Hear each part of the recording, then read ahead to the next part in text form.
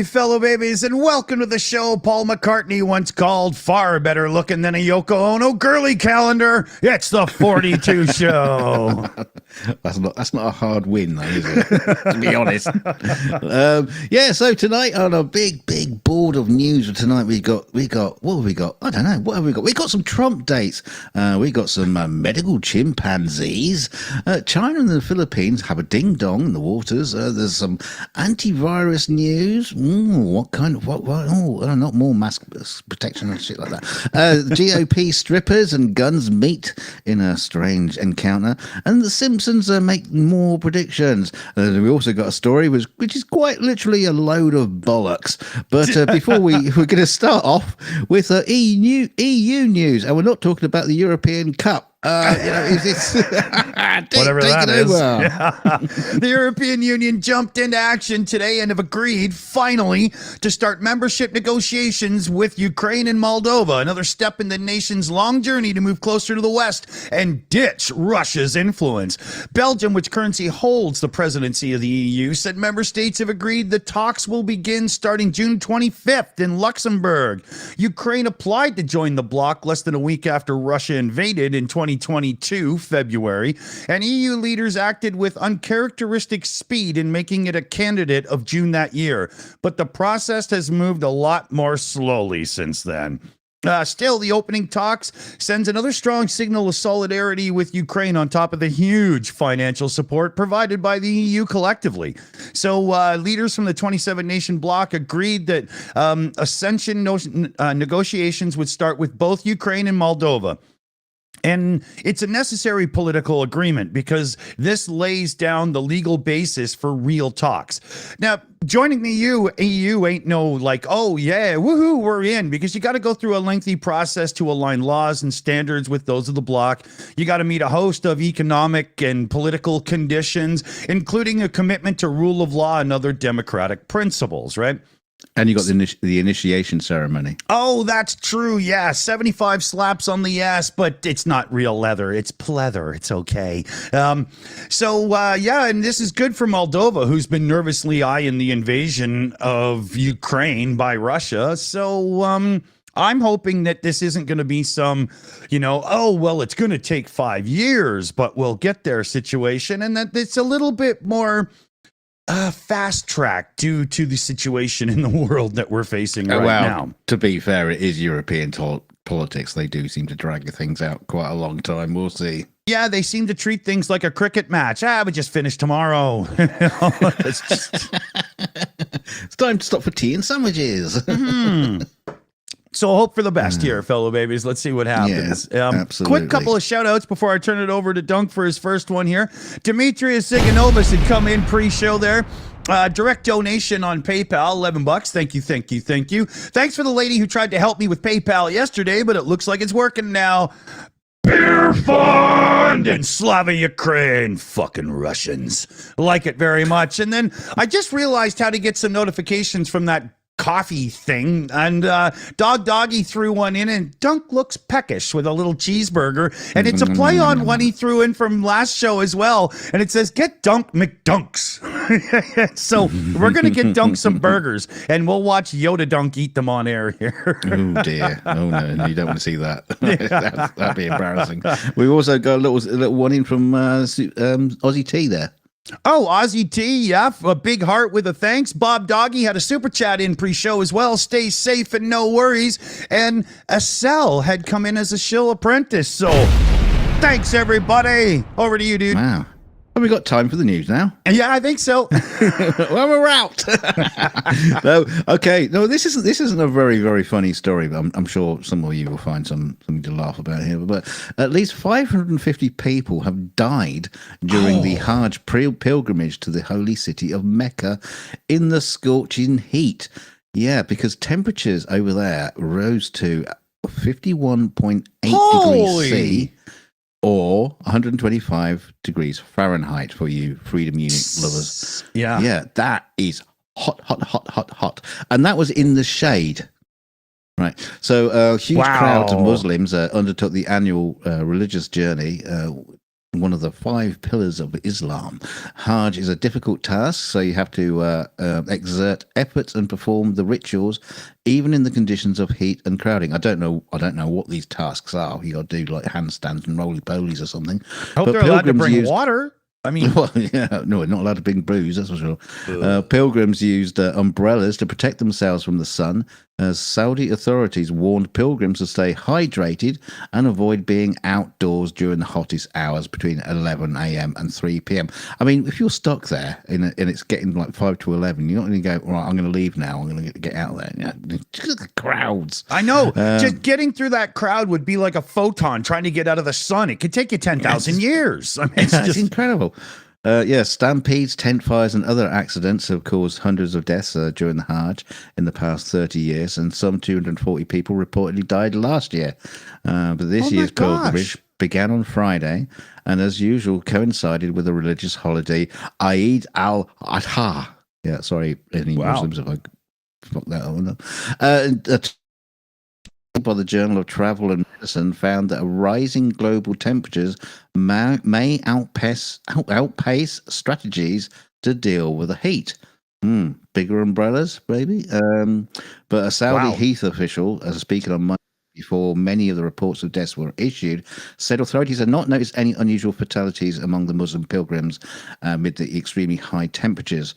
The ministry had so far treated more than 2,700 pilgrims who suffered from heat-related illnesses. He added, "Oh, wow! Oh, I live in an area where we have orchards and vineyards, and mid-August or so, it gets to be about 42, 43 C, and the whole world stops, and nobody does a damn thing. I can't imagine 51. Yeah, that's another 10 degrees on top, and can you imagine that temperature in that crowd? You're actually surrounded by thousands of other Muslims, right? You just can't move, and you got that temperature. Oh, it must be insane. Oh, I think I would just die anyway, just to get out of it. And probably not the nicest smelling place to be either. If it's just that much people close together, 51 body sweat. It's just, everybody smelling a curry. Yeah. Yeah, well, I actually like that, but maybe not in sweat from restaurants. Right? Yeah, I know. Yeah, no, it's different when it's sweated out. Believe me. Yeah. So, here's a little thing that's just coming out right now. AI is all the rage. We all know this right now. I'm not sure any of us asked for it, but they're certainly giving it to us. Well, Amazon's jumping in now, big time. They're planning a major revamp of the decade-old money-losing Alexa, because they never made any money off of it, right? It's not even that good. And they're putting a conversational generative AI with 2 tiers of service. So they're looking at least $5 a month, if not $10 a month. Who is going to pay them monthly on top of Prime? This won't go with Prime. Who's going to pay them monthly to talk to a computer?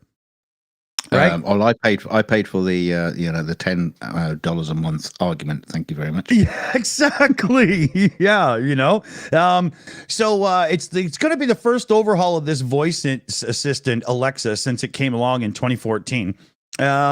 And they're calling it internally Remarkable Alexa. So there's 8 former and current employees that have come out on condition of anonymity and talked about this stuff, right? They are the entire position of this new generative AI in Alexa is not to help you as a personal assistant so much. What they're really going for here is a boost in Amazon sales. That's what its real purpose is. So imagine the balls of Bezos and crew who are just so rich it's not funny, going, oh, we've got this great thing for a conversation you can have about what shoes are better and blah, blah, and we'll charge people for it so we can make more money. It's unbelievable. Unbelievable. Yeah, I can see what's going to happen here. You're going to be saying, "Oh, wait, Alexa, how hot is it?" And you go, "Oh, it's so hot. You need to go and buy some new T-shirts." Or, what time is it? It's shopping time. Exactly. This is so dystopian. It's not funny in my view of it, right? No. Yeah. It's gonna be bad. I can't wait. Yeah. So if you get the opportunity to pay Amazon for something that's literally just going to exist to try to get you to be even a bigger consumer, just like they used to say in my teenage years, just say no. And here's a word from our sponsor, Raycon. This is your brain. This is your brain on Amazon. Oh, so what's up with the face? Oh, I thought you were gonna have some follow-up stories on that one. Oh Okay, no, yeah, because so- you know, All I right, got no, shut up. We'll carry on. Shut up. Shh. We got away with it. Nobody noticed. Audie Grace, a traveler with American Airlines, is demanding answers after tracking down her missing luggage to a homeless encampment in Hollywood. Grace's ordeal began on May 29th at Dallas Airport when her flight was delayed, leaving her and many others stranded overnight. After waiting at the airport and eventually boarding her flight to Hollywood Burbank Airport, she was informed that her luggage would be delayed. Oh no.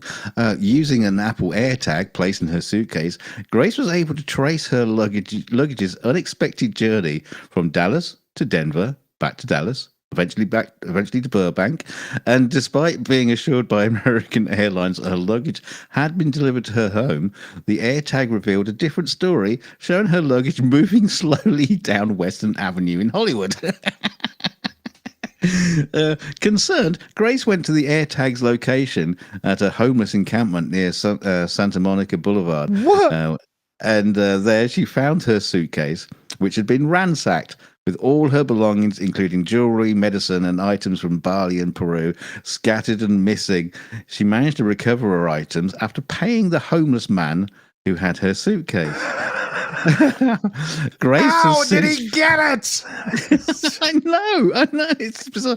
Grace has since filed a police report and contacted American Airlines, which offered to reimburse her up to $1,700, significantly less than over $6,300 worth of items she lost. What are you packing in that suitcase, woman? She is now seeking an explanation from the airline on how her suitcase ended up at the encampment. No, we want to know too. Come on. Yes. She highlighted concerns about the handling of delayed luggage at airports, noting that the bags are left outside the carousel line are vulnerable to theft. I can't see homeless men just like walking into an airport lounge and just taking suitcases off a carousel. I know. It's more likely they said, "Hey, Roger, will you just go and dump this luggage? We don't even know who it belongs to." All right. Yeah, I don't know. This is really bizarre how they actually got their hands on it in the first place. But apparently, this seems to be a thing that's happening quite often. Because she noticed at the homeless site, the encampment, there were lots of other suitcases with American Airlines on them. What? Yeah, I know. How is it? What the? So the moral of this story is, if you do lose your luggage on American Airlines, go straight down to Santa Monica Boulevard. Yeah. Holy man, I can't. That doesn't. That's so screwed up. You know, we lost your luggage. Where is it? Some homeless guy's wearing your blouse. No idea, honey. He looks great though. Yeah. You know, he actually fills it out better than you do. But if you pay him $50, he'll give it back. Yeah. With the padding and the bra. You have to wash it yourself. So the Biden administration has stepped up, and the war on China's businesses has bled over to Russia as well, as we know. And Kaspersky antivirus software is now banned in the U.S. starting in July. They're throwing it out the window. The U.S. believes the security software made by Moscow-based Kaspersky Labs represents a national security risk, and that the Russian government could use the software to install malware, block other security updates, and collect and weaponize the personal information of Americans. U.S. Commerce Secretary Gina Raimondo was talking here. So Can't say I disagree, and I have zero faith that the company could keep the Russian government out of their business. I don't believe that for a second, right? Yeah. So, You make sure you use the American Norton one, which which sells all the information to the American government. yeah, and part of it to China as well, and probably North Korea now with all these agreements, right? So, U.S. businesses and consumers will be blocked from buying the software from Kaspersky starting on and around July 24th, 2024. 30 days after the restrictions will be published into Federal Register. Current users will still be able to download the software, resell it, and download new updates for 100 days. I think there's an odd writing there, which will give affected users and businesses time to find replacement software. Rebranded products that use Kaspersky's internals, like the engine and whatnot that does the virus detection for you, are also going to be completely banned. And so the Kremlin came out and said Russia has shown, or no, the Commerce Secretary said Russia has shown the capacity and the intent to exploit Russian companies and collect and weaponize this information of Americans. And I totally agree. Kremlin spokesperson Dmitry Sukmyov said that Kaspersky was very competitive company on the international markets and that Washington's decision to restrict its sales was a favorite technique of unfair competition from the United States. I can't believe that they could say that. Unfair. With a straight face. Yeah, come on, right? Kaspersky, I can't even say it right because there's no way I would ever use Russian antivirus software. Give me a break, right? Has said it will pursue legal options to try to preserve its operations, has said it believes the U.S. decision was not based on a comprehensive evaluation of the integrity of the software and that it's actually just politically motivated. And I would say it is politically motivated, but rightly so, because I wouldn't trust them with a 10-foot pole. And with all this going on, what do you bring the Polish into this for? Yeah. Well, they are tall, so it's a good reference. But TikTok has also come out and said that there's no way they're going to divest. They're doing a countersuit with the Americans over this whole kicking TikTok out and telling them to divest. And so they had to pipe up and be heard as well when all this came out, right? TikTok users are also in on lawsuits against the American government, though, because they want to still be allowed to use TikTok. You idiots. You just don't. Okay. You just don't. Yeah. So, more political stuff. But on these, I agree. I mean, Russia and China, I don't want their security software or any other software anywhere near my computer right now, and not for a long time. I totally agree. Get rid of them. Yeah. Oh, well, that's very funny. Yeah. Okay. So what's Gene Hackman up to? Poor old Gene. Yeah, no, this is Michigan State Representative Neil Frisk. He was arrested on Thursday morning after allegedly chasing a stripper with a gun following a disagreement. Was the stripper with the gun, or did he have the gun? According to initial reports from MRS News, Frisk was detained by the Lansing Police Department near his home. The incident reportedly involved an adult dancer who worked at the Deja Vu Gentlemen's Club. Oh, no, well, located near Frisk's residence. The LPD confirmed that they were responding to shots fired, and but had not yet disclosed specific charges against Frisk, which are expected to be announced at his arraignment either on Friday or Saturday. Oh, is that today? Oh, come on. In response to the arrest, Frisk's campaign released a statement on Facebook asserting that the representative was merely exercising his Second Amendment rights and suggesting without evidence that the arrest might be politically motivated. You went out with a fucking gun, you moron. Frisk, he was up for re-election in November. He had posted on social media shortly before his arrest, criticizing his opponent Parker Fairburn for allegedly being a Republican in name only and indicating a willingness to cooperate with Democrats. Well, God knows what that's just political bullshit. Don't know what it's got to do with the story. There's two things to bring up here. right? Number one, there is no amendment that lets you shoot strippers and call girls. It just doesn't work that way, right?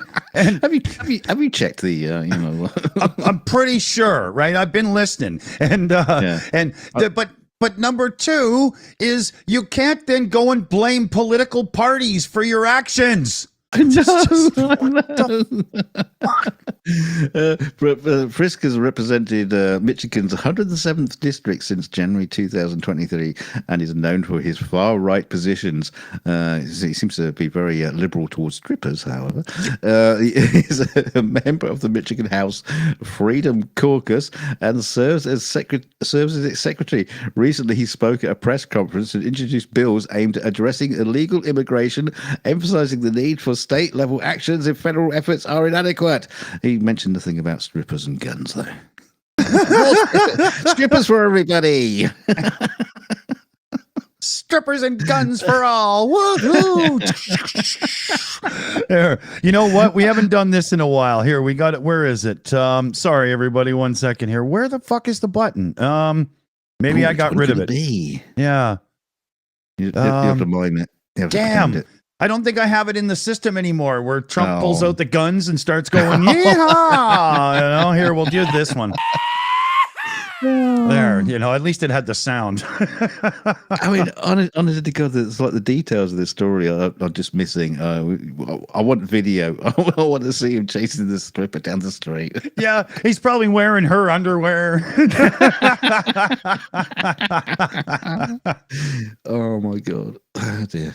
Oh, well. A cell in the chat came in with a direct coffee donation there. Whatever it is, I got 5 on it. Ooh, I like that very much. Thank you, Estelle. Cool. I like that. Oh, we got another one in too. Oh, Demetrius Ziganovas for a second shout. Lithuanian beer is the best. $15 direct shout. And I do have that family member that lives north of me, and they have agreed to get some in for me. So may not be tomorrow, but it's coming up. Okay, caught up. Oh, yeah. So this shit. This is crazy. So the headline here is only pirates do this, and the Philippines has accused China of using bladed weapons in a major South China Sea escalation. Right? So get this. Their Philippines are calling it a brutal assault with bladed weapons during a South China Sea clash earlier this week.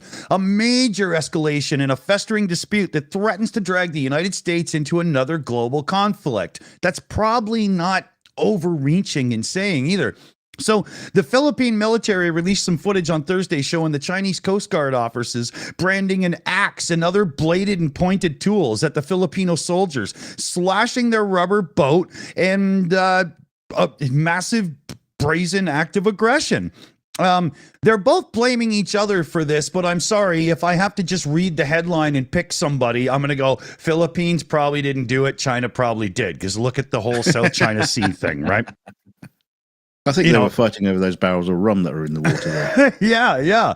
But yeah, so there's footage. I did download a video of it. It was a little bit corrupted. I tried to convert it to something else. It didn't work worth a shit. And the other footage I can find is all blazoned with other people's news articles or news titles that'll get us in shit, right? So, but this is a clear escalation. The Chinese guys boarded the boats. They took some weapons and whatnot and destroyed some gear and radio equipment and then punctured the boats and buggered off and left them screwed. It's like, oh goody, now the Philippines is going to be added to the the world's trouble spots. Yeah. Brilliant. I wonder, like, if you're a conspiracy theory minded person, are you thinking right now, did Russia somehow get China to start doing this so that the news will talk about other things and not, Russia, Ukraine? Because, I mean, come on, right? This is people attacking like rubber boats and stuff. It's with like swords and shit. Like this is ridiculous. It's like playing Sid Meier's Pirates, man. It's not a sword, me matey. It's called a cutlass. Exactly. I can't believe it. So we're going to have to watch this to see how it unfolds, because it looks like China's going right crazy down there over just everything's ours, right? The Chinese are also like beating them back with just wooden sticks as well. Yeah. I saw that as well in the video. Yeah, and the Filipino guys, like, were literally doing hand-to-hand combat with them. Like, they had guns that were broken down in cases, and they didn't grab them out and just start shooting people, right? So on that basis, I got to give credit to the Filipino guys and not so much to the Chinese guys. Yeah. Right? Yeah. Well, only makes sense. I remember this episode. Yes, the Simpsons have done it again. They've got a notable reputation for seemingly predicting future events, and its fans are frequently pointing out uncanny parallels between the show's plot lines and real-life occurrences. We should do a Simpsons prediction bingo card. The recent example involves the three-eyed fish, reminiscent of the character Blinky from the second season of the series. Yeah, okay. It tells you what the story is about. You don't need to know the story, but there's a three-eyed fish. But a photo of a peculiar fish has been shared on Reddit, sparking comparisons to Blinky from The Simpsons. One Reddit user noted it took a few decades, but The Simpsons nailed another one. That's while creepy, another echoed, man. "Wow, like Blinky in The Simpsons." Look at it. Oh. Yeah, it's very odd. This discovery led to some humorously speculate about the true location of Springfield. So Springfield is in Greenland? Beyond the immediate comparison to the animated series, the fish's anomaly also drew scientific curiosity. I would have hoped that's where it started. Users questioned the functionality and evolutionary implications of the extra eye. One Redditor pondered if the eye works, and would there be a small chance of some evolutionary developments with three-eyed fish? I don't know. Maybe they can see like a third more than any other fish. Yeah, but can the brain process the data properly and put an image together, right? Yeah. It's just basically turning into a 360 camera. That's what it's doing. Sponsored by GoPro. An expert chimed in to provide a more grounded explanation, suggesting that the additional eye might not be functional. The fish appears to suffer from exophthalmia in the left eye. There's a PH and T in there. I don't know how to say that. Indicating his eyes might not work properly, and possibly one of the three eyes is functional. Only one. It can see. It caught the hook, right? I mean, maybe it didn't. Maybe only the top one works, and it swims real funny, so it can see. Very strange. Yeah, man. Creepy. I wasn't sure I could even show the picture when I first saw it. I was like, I don't know if I like that. You're a bit squeamish and things like that. Yeah. Okay. Yeah. Let's see here. You wait for my next story then. Okay, wait a minute. Here, I seem to have screwed up something. Oh, here we go. So a few updates from Ukraine there. Russia's military has hit a major milestone in artillery losses in the war in Ukraine. 14,000 Russian artillery losses since the beginning of the full-scale invasion has just been crossed. A statement from the Ministry of Defense came out. We continue to destroy their weapons and try to pave our path to victory. The General Staff of Ukraine's Armed Forces, which posts figures on Russia's troop and equipment losses as part of its daily update of the war, said Russia lost 48 artillery systems in the past 24 hours alone, bringing the total up to 14,007. Its latest update on Wednesday. That's funny because the article's dated for yesterday, so that's I guess it may be a day behind. They lost 1,330 soldiers in the 24 hours before this was brought out, bringing the total up just below 530,000. They've lost, this is the orcs, that is, have lost 15,319 armored combat vehicles, 7,984 tanks, 19,078 vehicles and fuel tanks, 857 anti-aircraft warfare systems, 359 military jets, 326 helicopters, 28 warships, and if I have to read any more numbers, dyslexia was going crazy on the numbers. I could barely keep them sorted there. Oh man, it's one of those sites where I can't size the text up the way I want to quite, and it gives me a bit of an issue. But yes, big numbers. Good numbers. We know that it's not like they're just, slapping Russians around like babies or anything, but yeah, it's a good thing to report, better than yeah. Where are we on time here? Oh, we got 7 minutes still. Jeez, I thought we were doing worse than that. Okay. All right. So, bullocks then. Yeah. Well, I told you it was coming, but there's a story about a Florida man who's not only shocking social media users, but he's also going to be shocking you by eating raw bull testicles in a bid to boost his testosterone. Why are they raw? Oh, you don't want to cook the goodness out of them, surely. Maybe they're still on the bull. Gastronome. Don't mind me. Yeah, they call it the gastronome. I'll call him something else, but known only as John, Thurs came to prominence earlier this year after announcing a plan to eat raw chicken every day for 100 days. Well, he's still alive. But after saying he successfully pulled off that queasy quest without salmonella, the surprise social media star announced a new culinary challenge in a viral video posted June 10th. We are always told that organ meats, especially testicles, will take you to the next level, John wrote in the caption of the clip, which has clocked over 37,000 views. Sorry, but I've not heard that. Not heard that. You not heard that chewing on somebody's organ can boost you? No, never mind. I must hang out at different bars than this guy. I don't know. I read it on some toilet walls once.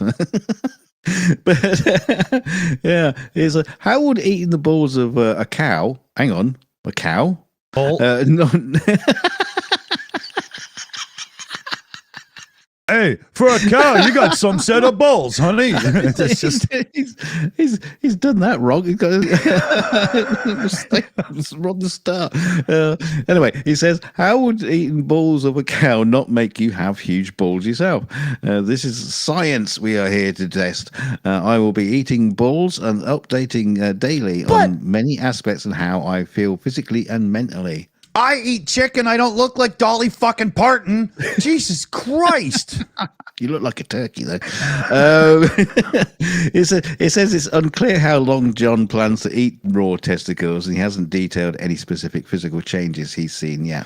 Fans have asked him to measure his testosterone level to see whether there's any marked change in the coming few months. I mean, one thing I would say, surely if you are eating that many raw testicles, doesn't that make you gay? He's gonna wake up one night at 3 a.m, realize he's allergic to sunlight, and all he wants to do is vampire out on bull testicles, right? Oh no! With cattle mutilation, or in his case, cow mutilation everywhere. Another bull, another cow with its bullocks missing. Jeez, I don't know how we're gonna solve this crime. Yeah, all the cows in America don't seem to have any testicles anymore. Yeah. What happened? Find that guy. All the bullocks are fine. He's just been sucking on the cows' ones. I can't believe it's got to the point already where we have to edit the news to make it make sense. I don't think we managed. Yeah, no, we try. Oh man. So from one idiot to potentially another. This chick is Oakland, California mayor. Her name is something or other. We'll get there. The feds have just raided her home, and a investigation including a search of a couple other houses and whatnot as well. So the raid was on Thursday, FBI agents carried 80 boxes out of a 4-bedroom home that property records linked to Shen Tao. That's her, who was serving her first term as the city mayor. Details about the nature of the raid remain thin, but an FBI spokesperson confirmed the Bureau had conducted court-authorized law enforcement activity, but declined to provide further information. They also conducted searches a couple of miles away to a couple other family members' places of her that have some businesses, and they're like a powerful political family in and around the Oakland area. So, not looking good. Yet again, we have another potentially seriously corrupt politician. Shock and awe, I know. And who'd have thunk? Yeah, exactly, right. So she got elected under a really hard stance on homelessness. Well, at least letting them have your luggage, I think it was. And she's now already got a vote coming against her, recall vote in November, and that's before this even started. So there's lots of crooked in this family for sure, and I'm sure we'll hear soon what it's going to be really about. But it's just, this is Mar-a-Lago playing out in Oakland, right? I'm sure of it. We need to dig up some dirt on, so like, George Washington or Abraham Lincoln or something, You don't hear stories about them chasing strippers down the street with guns. or maybe they just didn't write about it. Yeah, that's true. That's why George Washington put it into the Second Amendment. Yeah. I think he wrote a song once, Peelers and Guns, but I'm not quite sure he really did. No. Oh dear. Oh, okay. We've got 1 minute to go. This is a short story because Diesel, a donkey from outside Sacramento, California, went missing 5 years ago after being spooked during a hike. What was he doing hiking? I don't know. His owners, the Drury family, had adopted him from the Bureau of Land Management, and he had been living peacefully on their ranch. Despite extensive searches, Diesel remained missing for years. In a surprising twist, Diesel was recently spotted amongst a herd of elk in the Northern California wilderness. He just had some branches on his head, and they were like, antlers or something. Yeah. I'm Rudolph. That's not him. Yeah. What the sighting came from Max Fennell, a professional triathlete and hunter. Interesting combination, who filmed the unusual sight. The video showed Diesel leading the elk herd, appearing healthy and content. Not only did he run away and join a herd of elk, he became their leader. Yeah, his red nose saved them in Christmas. That's a story you want to end the show with. Yeah.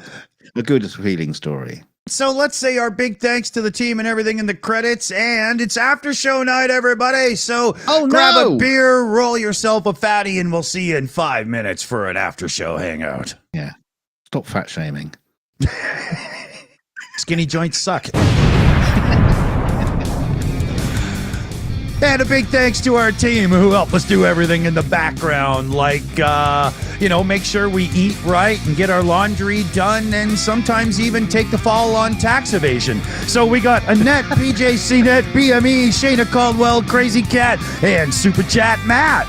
So, coming up on Sunday, Annette's new show, Beyond the Headlines, we got Commander McMillan. Be there or be square. Thanks everybody for your lovely donations and all your glorious little super chats, because that helps the channel running along here. All those lovely, what do you call them? Channel memberships. That's it. That's the one we're looking for. Don't forget to like the show on the way out if you liked it. If you didn't like it, don't ding. I've liked it. You can do the same. Don't forget to share us out. Yeah, put us into sell your bollocks to that guy so he can eat them, and then just say, hey, the Shills told me to do it. Just do something so it gets us in the news, gets us famous, and makes us huge and big and enormous, just like Hitchcock. And we'll see you in the after show. How about that? Did I do it right? See you in a few, everybody. Hey, Chili.